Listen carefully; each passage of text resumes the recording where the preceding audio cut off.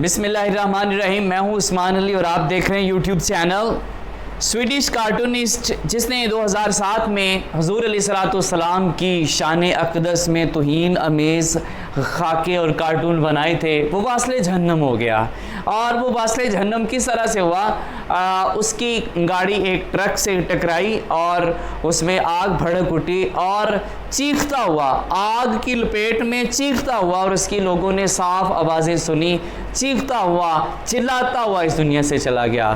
اور یہ انشاءاللہ اگلی دنیا میں بھی چیختا چلاتا رہے گا.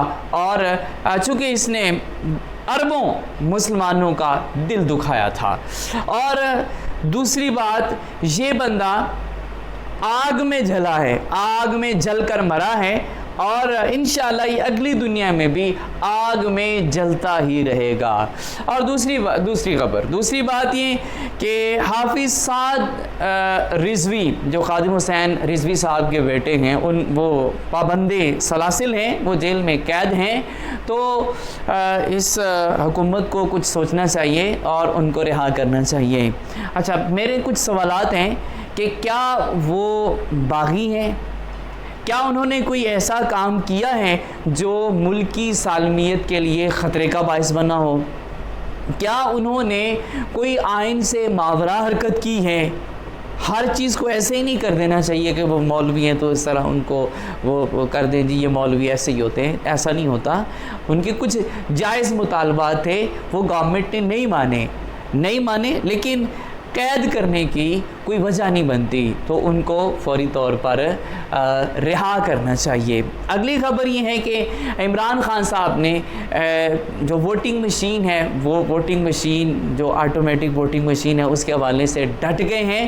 اور انہوں نے اپنی جو تحریک انصاف کی کور کمیٹی ہے اس کے اجلاس میں یہ فیصلہ کیا ہے کہ جو آئندہ الیکشن کمنگ الیکشن ہے اس میں جو ووٹ ہیں وہ آٹومیٹک مشین کے ذریعے ہی ڈالے جائیں گے. اور یہ ظاہر ہے ایک بری خبر ہے دوسری تمام جماعتی پیپلز پارٹی کے لیے، نون لیگ کے لیے ایک بری خبر ہے، کیونکہ یہ تو ان کا تو کام ہی مختلف قسم کے ہتھ کنڈوں کو استعمال کرتے ہوئے ووٹس لینا ہوتا ہے عوام سے. یہ ووٹ لے کے نہیں آتے بلکہ یہ ووٹ چھین کے آتے ہیں. یہ جو بندہ جس قابل ہوتا ہے اس کو اسی لیول پہ جا کے خرید لیتے ہیں. کسی کو گلی کے نام پہ خریدتے ہیں، کسی کو نالی کے نام پر خرید لیتے ہیں، کسی کا ریٹ زیادہ لگا دیتے ہیں، کسی کا کم. تو یہ تو نہیں چاہیں گے. اچھا، میرا سوال ہے، کبھی ایسا ہوا ہے کہ آپ اے ٹی ایم مشین پہ جائیں اور آپ 5,000 نکالیں اور وہاں سے 7,000 نکل آئے یا 3,000؟ ایسے نہیں ہوتا.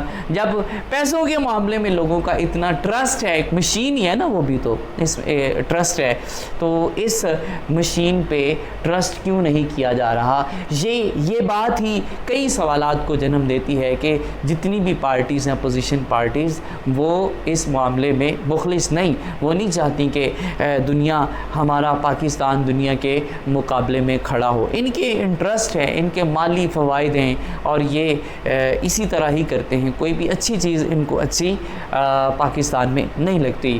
اور ایک اور خبر، جو سمندر پار پاکستانی ہیں ان کو بھی برابر کا حق ہوگا، وہ بھی ووٹ ڈالیں گے، چونکہ وہ ظاہر ہے پاکستان کا ایک سرمایہ ہے. اور ایک خطیر رقم ہر ماہ، ہر دن، ہر ہفتے ایک خطیر رقوم جو ہیں وہ باہر کے مختلف ممالک سے پاکستان میں بھیجنے والے پاکستانی، وہ پاکستان سے محبت کرتے ہیں اور وہ پاکستان کا حصہ ہیں، اور ان کو ووٹ ڈالنے میں بھی برابر کا حصہ ہونا چاہیے. اور یہ کمنگ الیکشن میں جو تحریک انصاف کی کور کمیٹی، اس میں فیصلہ کیا گیا ہے کہ یہ ہوگا. کور کمیٹی میں اور بھی بہت سی باتیں، مہنگائی پہ بھی بات ہوئی. مہنگائی میں خان صاحب نے کہا ہے کہ جو ان کے MPs MNAs ہیں وہ اپنی کانسٹیٹیوئنسیز میں جا کے لوگوں کو بتائیں کہ جو مہنگائی ہے اس کی ریشو ساری دنیا میں بڑھ چکی ہے. لیکن ایسے نہیں ہے. جب آپ ساری دنیا سے ہمیں کمپیئر کریں گے تو پھر ہمارے ویجز اور سیلریز اور ہماری جو اجرت اجرت ہے، ہم جو لیتے ہیں، تنخواہیں لیتے ہیں، جو ہم پیسہ لیتے ہیں، تو اس پہ بھی ہمیں برابر میں رکھنا ہوگا۔ ایسے نہیں ہو سکتا کہ ہم تیل کے لحاظ سے تو امریکہ کے ساتھ کمپیریزن کریں، انڈیا کے ساتھ کریں، بنگلہ دیش کے ساتھ کریں، یا پھر برطانیہ کے ساتھ کریں، لیکن جب بات آئے سیلریز کی تو سیلریز تو ہماری، تو پھر سیلریز کو بھی ادھر کمپیئر کیا جانا چاہیے۔ تو یہ ایک کمپیریزن ہی غلط ہے، ایک کمپیریزن ہی غلط ہے۔ مہنگائی ہے، اس پہ قابو ہونا چاہیے۔ اگر آپ اس کا کمپیریزن ان ممالک کے ساتھ کرتے ہیں تو اجرتیں اور تنخواہیں اور جو یومیہ اجرت ہے اتنی بڑھا دیں کہ ان کے برابر ہو جائیں، تو پھر کوئی مسئلہ نہیں ہوگا۔ تو آج تک کے لیے اتنا ہی۔ اللہ تعالیٰ آپ کا، میرا، ہم سب کا حامی و ناصر ہو۔ السلام علیکم ورحمۃ اللہ وبرکاتہ۔